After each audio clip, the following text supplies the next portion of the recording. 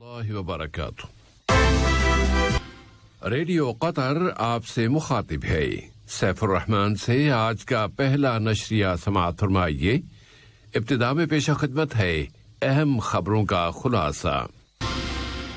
صاحب سمو امیر کل Congo democratic کے صدر کا خیر مقدم کریں گے، جو ملک کے سرکاری دورے پر آج یہاں پہنچ رہے ہیں۔ قطر کی زرعی نمائش صحت کے غیر معمولی حالات کے باوجود ریکارڈ عالمی شرکت کے حصول میں کامیاب رہی ہے۔ وزیر صحت نے کووڈ-19 کے خلاف ویکسینیشن پروگرام کی رفتار تیز تر کر دینے کا ذکر کیا ہے۔ اور نہر سوئز میں پھنسے ہوئے بڑے بحری جہاز کو دوبارہ تیرانے کے لیے پھر سے کوششیں شروع کر دی گئی ہیں۔ یہ تھا اہم خبروں کا خلاصہ، اور اب پیش خدمت ہے ریڈیو قطر سے آج کا پہلا مفصل نشریہ۔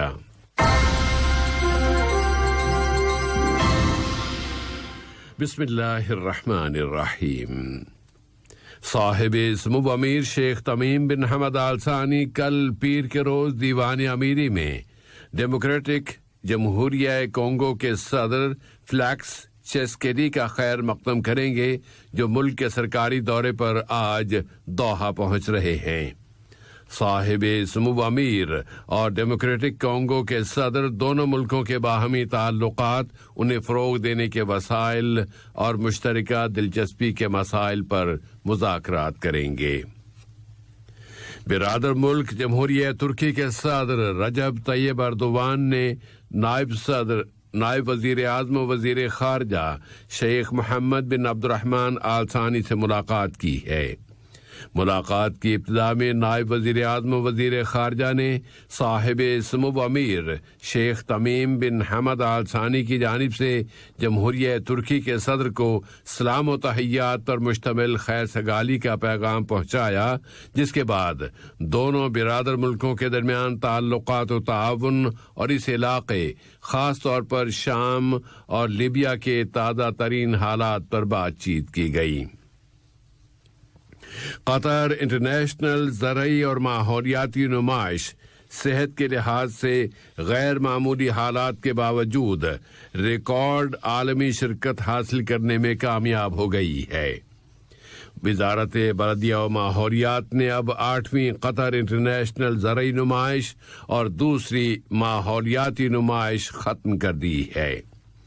وزیر بلدیہ و ماحولیات انجینئر عبداللہ بن عبدالعزیز ترکی السبیعی نے سبزیوں کی ریکارڈ پیداوار حاصل کرنے والے کاشتکاروں، مویشی پالنے والے گلہبانوں اور نمائشوں کی انتظامیہ کمیٹی کے ممبران کو انعامات سے نوازا ہے۔ یہ نمائش 5 روز تک جاری رہی ہے، اور اس میں وزارت بلدیہ و ماحولیات اور نمائش میں شرکت کرنے والوں کی درمیان 150 معاہدوں اور مفاہمتی یادداشتوں پر دستخط کیے گئے ہیں۔ اسی طرح پیداوار کو بڑھانے، خود کفالت کے تناسب میں اضافے، فوڈ سیکیورٹی کے حصول اور مختلف متعلقہ شعبوں میں مشترکہ طور پر تحقیقات کرنے کے لیے مقامی اور بین الاقوامی کمپنیوں کے درمیان بھی معاہدے اور مفاہمتی یادداشتیں طے پائی ہیں۔ وزیر صحت ڈاکٹر حنان محمد الکواری نے کورونا وائرس کووڈ-19 کے خلاف ویکسینیشن کے قومی پروگرام میں توسیع اور اس کی رفتار تیز تر کر دینے کا ذکر کیا ہے۔ انہوں نے انکشاف کیا ہے کہ گاڑیوں میں ہی ویکسینیشن کا دوسرا سینٹر آج اتوار کے روز البکرا میں کھولا جا رہا ہے، جبکہ اس سے پہلے لوسیل میں قائم کیا گیا اس قسم کا سینٹر بہت کامیاب رہا ہے اور ویکسین کی بڑی تعداد یہاں پہنچ چکی ہے۔ وزیر صحت نے بتایا ہے کہ اس وقت ہر ہفتے کووڈ-19 ویکسین کی 130,000 ڈوزز دی جا رہی ہیں، اور اس کے لیے قطر کے مختلف علاقوں میں 35 سے زیادہ مقامات اور مراکز مخصوص کیے گئے ہیں۔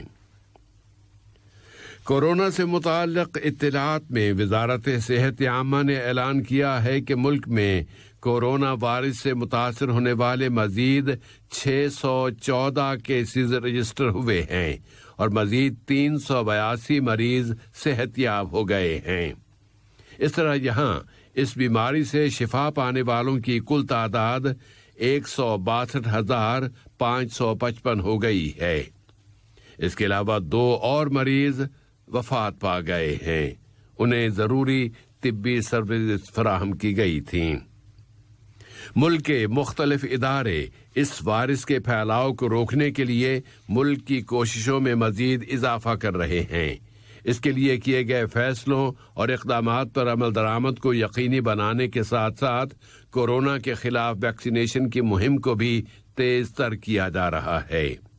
اسی سلسلے میں حمد میڈیکل کارپوریشن نے انکشاف کیا ہے کہ اب کووڈ-19 وائرس کا تیزی سے پتہ چلانے والے ایک دستی آلے کا استعمال بھی شروع کر دیا گیا ہے اور بطور خاص تعلیمی اداروں میں یہ آلہ فراہم کیا جا رہا ہے تاکہ اساتذہ، انتظامیہ اور طلباء کے فوراً ٹیسٹ کیے جا سکیں اور یوں طلباء کو ایک صحت مند اور محفوظ ماحول فراہم کیا جا سکے۔ عالمی سطح پر اس وقت تک اقوام متحدہ کے ممبر 193 ملکوں میں سے 180 ملکوں نے یہ اعلان کیا ہے کہ وہ منصفانہ اور عادلانہ طریقے سے اینٹی کورونا ویکسین تقسیم کر رہے ہیں، لیکن اقوام متحدہ نے اپنے بیان میں کہا ہے کہ اس وقت تک پوری دنیا میں اس ویکسین کی تقسیم غیر منصفانہ ہے، خواہ وہ ملکوں کے درمیان تقسیم ہو یا کہ ایک ہی ملک کے اندر لوگوں کے درمیان ہونے والی تقسیم۔ جرائم کی روک تھام اور کرمنل جسٹس کی 215 میں منعقد کی جانے والی 13ویں کانفرنس میں جاری کردہ اعلان دوحہ نے عالمی پروگرام کی طرف سے پیش کیے جانے والے تعلیم انصاف کے لیے اس منصوبے کو سن 2020 کے اقوام متحدہ کے سیکرٹری جنرل کے ایوارڈ کا حقدار قرار دیا ہے۔ یہ عالمی پروگرام قطری سرمایہ سے کام کر رہا ہے۔ اعلان دوحہ کے اس عالمی پروگرام کو منشیات اور جرائم کی روک تھام سے متعلق اقوام متحدہ کا دفتر 4 مرکزی شعبوں میں نافذ کر رہا ہے اور وہ ہیں عدالتی شفافیت، انصاف کے لیے تعلیم، سپورٹس کے ذریعے نوجوانوں کو جرائم سے بچانا اور قیدیوں کو دوبارہ سماج اور سوسائٹی کا فعال عنصر بنانا۔ افغان امن مذاکرات دوحہ مذاکرات کو اصل بنیاد اور ریفرنس بناتے ہوئے جاری ہیں۔ طالبان تحریک نے اپنے اس موقف کو ایک مرتبہ پھر دہرایا ہے اور اس نے اپنے ترجمان محمد نعیم کی زبانی کہا ہے کہ دوحہ سمجھوتا افغانستان میں امن تک پہنچنے کا سب سے منفرد مختصر راستہ ہے۔ تو دوحہ سمجھوتا افغانستان میں جامع اور پائیدار امن کی کنجی اور چابی ہے اور اس پر تمام فریق متفق ہیں۔ مصر کے صدر نے دھمکی دے دی ہے کہ ضلع سوہاج میں ہونے والی 2 ٹرینوں کے درمیان ٹکر کے ذمہ داروں کو کڑی سے کڑی سزا دی جائے گی۔ ادھر مصری وزیر اعظم نے کہا ہے کہ ملک نے ریلوے کے شعبے پر کئی بلین خرچ کر ڈالے ہیں، لیکن یہ شعبہ زنگ آلود اور ایسا شعبہ بنا ہوا ہے جو زمانے کے گزرنے کے ساتھ ساتھ اب بہت پرانا ہو چکا ہے۔ مصری قوم ابھی ان ریل گاڑیوں کے درمیان ٹکر کے صدمے سے نکلی نہیں تھی کہ وہاں کے سرکاری اخبار الاہرام نے خبر شائع کر دی ہے کہ مصری دارالحکومت قاہرہ کے مشرقی محلے السلام میں ایک بڑی رہائشی عمارت گر کر تباہ ہو گئی ہے اور اس میں 18 اشخاص ہلاک ہو گئے ہیں۔ ادھر نہر سوئس میں پھنسے ہوئے ایک بڑے بحری جہاز کا بحران بھی جاری ہے اور نہر سوئس کی اتھارٹی کے سربراہ اسامہ ربیع نے انکشاف کیا ہے کہ نہر سوئس میں گزشتہ کئی روز سے پھنسے ہوئے اس بڑے بحری جہاز کو، جس پر بہت بڑی تعداد میں کنٹینرز لدے ہوئے ہیں، دوبارہ تیرانے کے لیے پھر سے کوششیں شروع کی جا رہی ہیں۔ اس اہلکار نے مزید کہا ہے کہ اس وقت نہر سوئس میں داخل ہونے کے راستوں پر 300 سے زیادہ بحری جہاز رکے ہوئے ہیں اور اپنی باری کا انتظار کر رہے ہیں۔ MV ایور گیون نامی یہ بڑا بحری جہاز فٹ بال کی 4 گراؤنڈ سے بھی بڑا ہے، اور پھر گزشتہ منگل کی صبح سے چوڑائی کے بل یہ نہر سوئس میں پھنسا ہوا ہے، اور اس وجہ سے دونوں طرف سے آنے والے بحری جہاز رکنے پر مجبور ہو گئے ہیں۔ یمن کے لیے کی جانے والی امن کی کوششوں میں یمن کے اقوام متحدہ کے ایلچی مارٹن گرفت نے سلطنت عمان کا دورہ مکمل کیا ہے، اور وہاں انہوں نے یمنی فریقوں کے درمیان سیاسی عمل کے امکانات پر بات چیت کی ہے۔ ایران اور چین نے 25 سالوں کے لیے اسٹریٹجک پارٹنرشپ کی یادداشت یعنی میمورنڈم پر دستخط کر دیے ہیں۔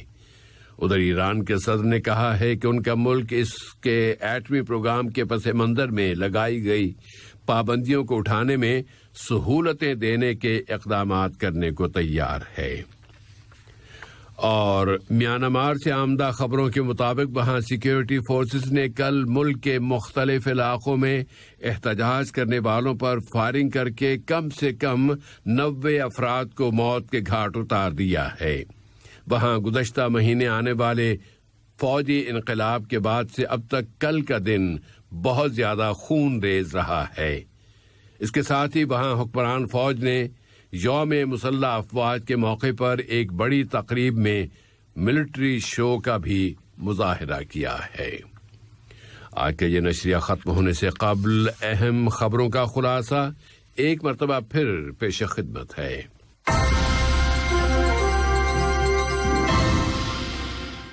صاحب سمو امیر کل کانگو ڈیموکریٹک کے صدر کا خیر مقدم کریں گے، جو ملک کے سرکاری دورے پر آج یہاں پہنچ رہے ہیں۔ قطر کی زرعی نمائش صحت کے غیر معمولی حالات کے باوجود ریکارڈ عالمی شرکت حاصل کرنے میں کامیاب ہو گئی ہے۔ وزیر صحت نے کووڈ-19 کے خلاف ویکسینیشن کے پروگرام میں تیزی لانے پر زور دیا ہے۔ اور نہر سوئس میں پھنسے ہوئے بڑے بحری جہاز کو دوبارہ تیرانے کے لیے پھر سے کوششیں شروع کی جا رہی ہیں۔ ریڈیو قطر سے آج کا پہلا نشریہ اپنے اختتام کو پہنچا۔ اگلا نشریہ رات 7:30 بجے۔ السلام علیکم دوستوں، میں ہوں شیخ نور۔ مجھے امید ہے کہ ویڈیو آپ کو انفارمیٹو لگی ہوگی۔ اسی طرح قطر اپڈیٹ آتے رہنے کے لیے میرے یوٹیوب چینل گپ ship with Sheikh Noor YouTube channel کو سبسکرائب کیجیے، اور اس ویڈیو کو لائک، کمنٹ اور شیئر ضرور کیجیے۔ Thank you.